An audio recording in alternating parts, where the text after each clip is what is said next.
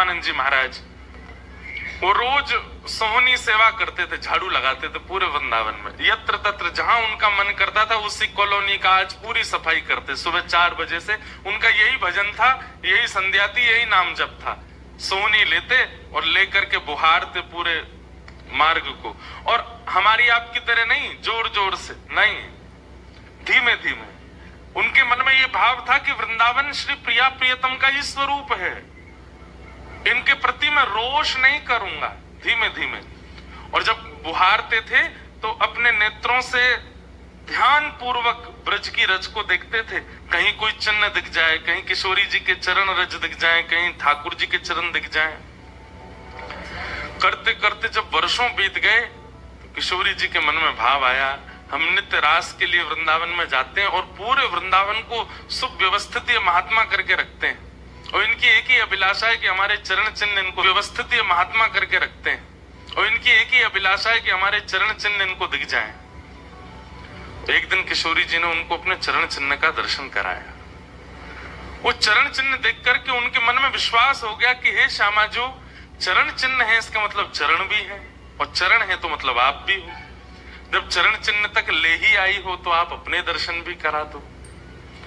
अब अगली उनकी स्थिति हो गई कि अब चरण चिन्ह नहीं, अब तो प्रत्यक्ष किशोरी जी को देखना है। लेकिन हमारे ब्रज की एक परंपरा है कि जब तक किशोरी जी की सखियां अनुमति नहीं देंगी ना, तब तक किशोरी जी के दर्शन नहीं हो सकते।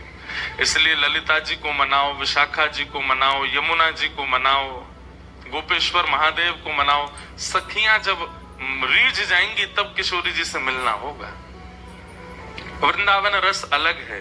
अभी हम 15 तारीख से जो कथा करने वाले हैं वो वृंदावन रस के ही ऊपर है।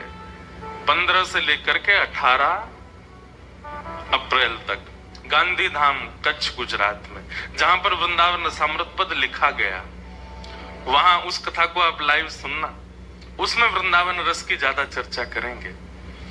तो जब तक ललिता विशाखा आदि सखियां अनुमति नहीं देती तब तक किशोरी जी के दर्शन नहीं होते। लेकिन किशोरी जी तो चाहती हैं कि उनको दर्शन दें। तो एक दिन किशोरी जी ने रास करते करते अपना नूपुर वहीं छोड़ दिया, और नूपुर छोड़ करके किशोरी जी निकुंज में चली गई। आप सुबह सुबह जब सोहनी करने आए तो आपको वो नूपुर मिला, और नूपुर देख करके वो आनंदित हो गए। इतना सुंदर नूपुर, ऐसी सुंदर उसकी कलाकृति, इतना हल्का उसका वजन, इतना सुंदर उसका स्वरूप।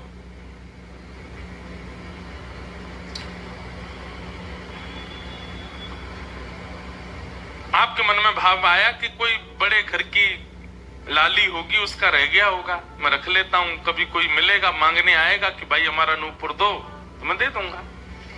आपने वो नूपुर अपने पास रख लिया। नूपुर से दर्शन किशोरी जी ने कईयों को कराए। इसलिए वृंदावन में जब चला कीजिए ना, बहुत ध्यान पूर्वक देखते हुए पृथ्वी को चला कीजिए, क्या पता क्या मिल जाए।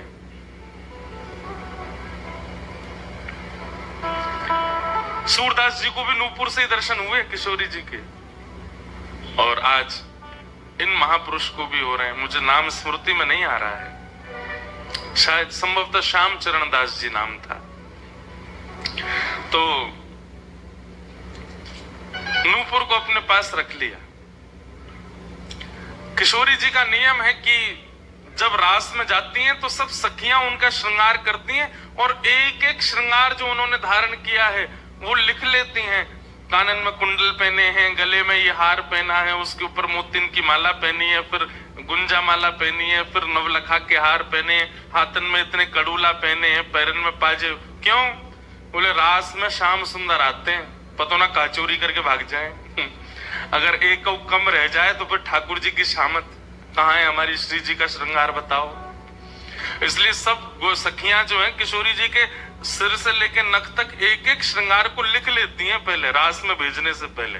और फिर रास में आने के बाद, रास से आने के बाद फिर सब सखियां एक एक श्रृंगार, एक बोलेगी हाँ भाई कानन में ये कुंडल है, सिर पर ऐसा सुंदर वो है, गले में ऐसी माला है, हाथन में कड़ूला, पामन में ये 2 पाजेब हैं, सब गिनती करो। और एक एक करके उतारती जाती है सखियां। आज किशोरी जी के चरणों का एक नूपुर नहीं। शाखा आदि बोली हे श्यामा जी, आपका एक नूपुर कहाँ गया? बोले अरे मो तो पतो ना है, सके नृत्य करते करते रह गए हो वृंदावन में। ललिता विशाखा बोली स्वर्ग के इंद्र के हाथी के दांतों से बना हुआ नूपुर है, वो सामान्य नूपुर नहीं है। आपके ऊपर तो कोटि कोटि ब्रह्मांड बारी बारी जाते हैं किशोरी जी, पर वो नूपुर ठाकुर जी ने आपको भेंट किए हैं, बड़े बहुमूल्य नूपुर हैं। अब किशोरी जी बोली मोह ना पता कहाँ रह गए हो कहीं पे। किशोरी जी तो मन बना चुकी है ना, दर्शन देना है उनको।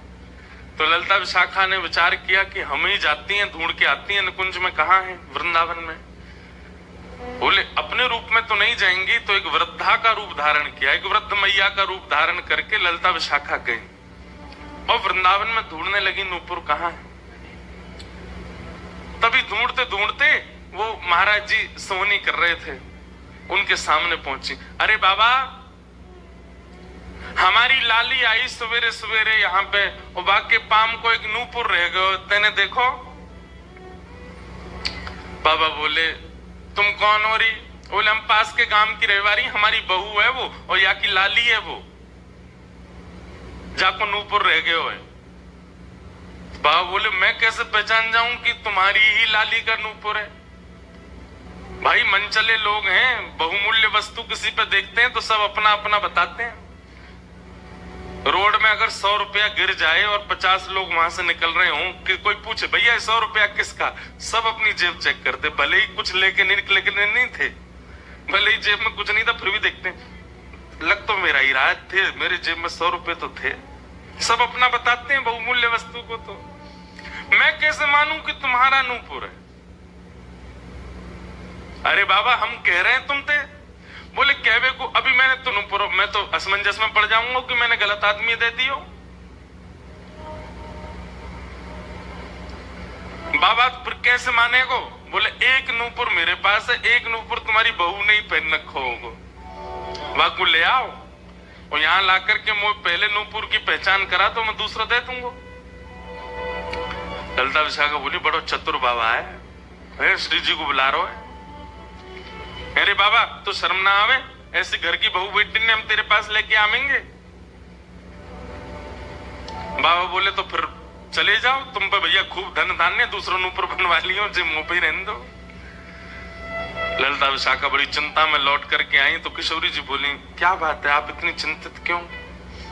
बोले एक बाबा है, बाने आपको नूपुर धल लियो, यूं कह रहा है कि पहले जिनके पास एक नूपुर है उनको लेके आओ तब दूसरा दूंगो। तो श्री जी बोली इसमें क्या देर है, फिर ले चलो, चलते हैं ना। विशाखा जी समझ गई, बोले हे ललिता जी ये सब लीला किशोरी जी कर रही हैं, इनको दर्शन देना है उनको, और हमसे और आपसे स्पष्ट कह नहीं सकती, क्योंकि हम तो फिर सबको परखने लगती है ना कि इसमें कोई दोष तो नहीं, इसमें क्या गुण है। इसलिए किशोरी जी सीधे हमसे नहीं बोल करके और ये लीला कर रही हैं, इनको ले चलो। और किशोरी जी आई वृंदावन और महात्मा बैठे सोहनी कर रहे थे, और सामने से जैसे ही किशोरी जी को आते हुए देखा, बाबा ले हमारी बहू आ गई, अब नूपुर दे दे, देख या को नूपुर भी वैसा ही है। बाबा बोले मेरी आंख की कमजोर है, दूर से दिखना रही, पास लाके हाथ से स्पर्श कराओ। ललिता विशाखा बोली बाबा तो शर्म ना आ रही अपनी बहू को स्पर्श करा में? तो बोले चरण स्पर्श करावे में कहा देर, ले आओ।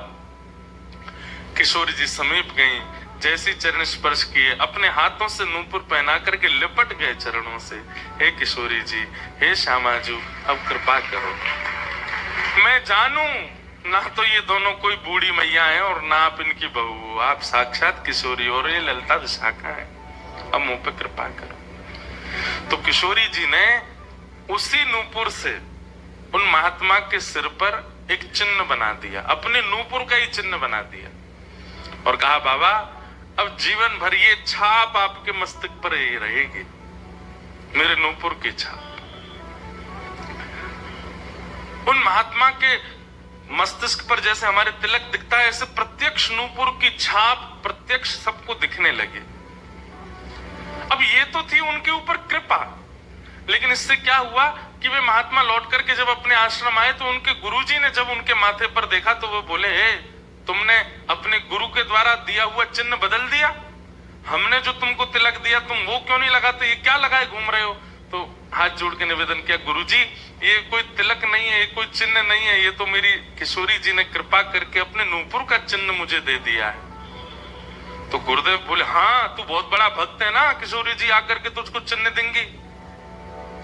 कोई माने नहीं, सब बोले जाओ इसको मिटा के आओ, और जो मैंने तुमको चिन्ह दिया है वो लगाओ। अब पहले तो उनके हाथ कांपे कि मैं इसको कैसे मिटाऊं, लेकिन गुरु आज्ञा से ऊपर कोई नहीं। देखो ये गुरु निष्ठा होती है। किशोरी जी ने भले ही चिन्ह दिया, लेकिन गुरु आज्ञा है तो ठीक है। गए यमुना जल से सुबह से शाम हो गई मिटाते मिटाते, लेकिन वो चिन्ह मिटा नहीं उनसे। शाम को लौट करके आश्रम आए तो गुरुजी बोले, मैंने तुझे सुबह टोका था ना ये चिन्ह मिटा के आ, और तू अभी भी नहीं मिटा रहा। बोले गुरुजी मैंने प्रयास तो बहुत कर लिया लेकिन ये मिट नहीं रहा है। तब भी उनके गुरुजी माने नहीं। अब तो महाराज ये होने लगा कि गुरुजी को इतना क्रोध आ गया कि ये इतना हट कर रहा है कि हमारे द्वारा दिया गया तिलक चिन्ह उसको अस्वीकार करके और ये मनमुखा चिन्ह लगाए घूम रहा है माथे पर। गुरुजी ने सब अपने करके लोगों को बैठा करके पंचायत करी आश्रम में। बोले इसको निकालो। जब हम में श्रद्धा नहीं, हमारे स्वरूप में श्रद्धा नहीं, हमारे तिलक में श्रद्धा नहीं, तो क्यों रहता है यहाँ पे। वो रोते रोते बोले गुरुजी मैं सत्य बोल रहा हूँ, ये किशोरी जी ने चिन्ह दिया है और मैं खूब प्रयास कर रहा हूँ। नहीं तो आप प्रयास कर लीजिए, ये मिट नहीं रहा है। अच्छा अब हमसे चाहता है कि हम तेरे माथे को छू करके मिटाएं। नहीं माने। तब उन्होंने नेत्र बंद करके किशोरी जी का स्मरण किया, हे श्यामा जी मैं किसी को प्रमाणित ये नहीं करवाना चाहता कि आप मुझे मिली हो, पर मेरे गुरु के चित्त में मेरे प्रति अविश्वास आ रहा है, इसके लिए कोई आप लीला करो। तो भगवान के सखा श्री सुबल जी की ये आराधना करते थे। ये जो महापुरुष थे ये ठाकुर जी के सखा सुबल का चिंतन करते थे कि कभी मैं ठाकुर जी से मिलने का मन हो तो सुबल, जैसे भगवान के सखा है ना, तनसुका मनसुका धनसुका मधुमंगल श्रीधामा सुबल, तो ये सुबल का चिंतन करते थे कि सुबल कभी कृपा करेंगे तो मुझे ठाकुर जी से मिला देंगे। ऐसे सखियों का चिंतन करते हैं किशोरी जी के दर्शन करने वाले, और सखाओं का चिंतन करते हैं ठाकुर जी का दर्शन करने वाले। तो ये सुबल का चिंतन करते थे। तो किशोरी जी ने सुबल को बुलाया। सुबल आए, श्यामाजू आज्ञा करो। बोले आपको हमारा एक काम करना है। एक महात्मा पर हमने कृपा करके उसको अपने नूपुर का चिन्ह दिया है और उनके गुरुदेव को विश्वास नहीं हो रहा कि ये चिन्ह हमने दिया है, इसलिए वो आपकी आराधना करते हैं, आपको बहुत बचते हैं। आप जाकर के हमारी तरफ से ये प्रमाण दे दो कि हमने चिन्ह दिया, क्योंकि उस सभा में कई लोग ऐसे हैं जिनको मेरे दर्शन का अधिकार नहीं है और मैं तो जाना चाहती हूं पर ये ललिता विशाखा मुझे जाने नहीं देंगी, इसलिए आप जाकर के वहां प्रमाणित कर दो कि ये चिन्ह मैंने दिया है। तब भगवान के सखा सुबल साक्षात उस आश्रम में प्रकट हो गए और प्रकट होकर के जैसे देखा दिव्य देह, दिव्य तनु, दिव्य तेज निकल रहा है, सबने प्रणाम किया। बोले कि ये आपका परिचय। बोले मैं भगवान का सखा सुबल। देख करके सबने बोले आप कैसे आए। बोले हे गुरुदेव आप अपने शिष्य पर इतने रोष कर रहे हो, ये चिन्ह ये किशोरी जी ने ही इनके माथे पर पधराया है, आप इनके ऊपर नाराज मत। अब सुबल प्रमाणित करके चले गए। अब क्या हुआ, गुरु जी को आत्मग्लानि होने लगी। बोले मैं गुरु हूं और मेरे चेला को ठाकुर जी मिल गए, श्री जी मिल गई और मुझे विश्वास नहीं हुआ। तब गुरु जी ने अपने गुरुजनों को, अपने श्रेष्ठ जनों से जाकर के कहा कि मुझसे अपराध बना है। ठीक है, गुरु शिष्य के ऊपर क्रोध कर सकता है, उसका कोई दंड नहीं होता, पर किशोरी जी के द्वारा कृपा की गई, मैंने उस पर प्रश्न चिन्ह उठा दिया, इसका तो मुझे दंड मिलना चाहिए। तब सब रसिक जनों ने विचार किया। बोले इसका क्या दंड दें। तो बोले आप एक काम कीजिए कि दंडोत्सव कीजिए। दंडोत्सव। बोले दंडोत्सव में क्या करना है। बोले आज तक जितनी तुम्हारे पास जमा पूंजी है सब संतों की भक्तों की सेवा में लगा करके और आनंद से सुंदर भंडारा करो, सुंदर नाम संकीर्तन करो, सुंदर अपने घर पर एक उत्सव रखो और उसमें जितने महापुरुष आए सबको दंडवत प्रणाम करते करते सबसे क्षमा मांगो। और फिर जब सब तुम्हारा धन संपत्ति अब तक जितनी कमाई वो सब संतों की सेवा में लग जाए, फिर उन संतों से कृपा प्रसादी मांगो कि आप सब मुझे क्षमा कर दो। इस प्रकार से दंडोत्सव करो। तो जिन्होंने ये भाव कहा है उनको ये दंडोत्सव करना है। दंडोत्सव मतलब अब पूरे जीवन की जमा पूंजी तो खर्च नहीं कर पाओगे, पर हाँ पिछले 3-4 साल में जो जमा कर रखा है प्रयास करो उससे। पंढरपुर में वारी जाती हैं, हमें भैया बता रहे थे अपने जो जिनके साथ हम घूम रहे थे कल, कि यहाँ वारी जाती है, यहीं से जाती है श्री पंडरीनाथ भगवान की वारी में इतने सारे वैष्णव जाते हैं, उनकी सेवा में लगा दो। वृंदावन जाके कुछ लगाया हो, पंढरपुर में लगा दो, गोवर्धन में लगा दो, और सुंदर अपने घर पर एक ठाकुर जी का उत्सव करके किसी श्रेष्ठ को वृंदावन से बुला करके उनका सुंदर संकीर्तन करवाओ, कथा करवाओ, 2-3 दिन का ही कोई उत्सव रखो।